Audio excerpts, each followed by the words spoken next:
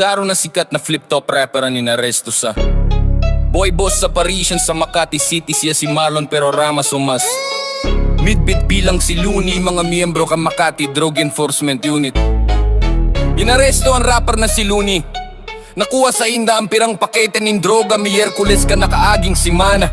Kan maresto si Loonie asin napat na iba pa. Pakalihis makumpiskahan ning kush, high grade marijuana. Dawa makulay ang mga pabalat. Aram mong maray ang pagkakasurat.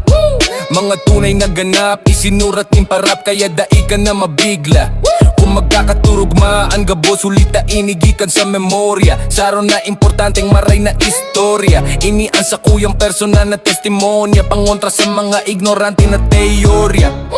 Ini tunay na buhay, mayo kong rason para magambog. Asin mga detalye, ribayanin ni an istorya kung paano kami tinanuman ni marihuana kan mga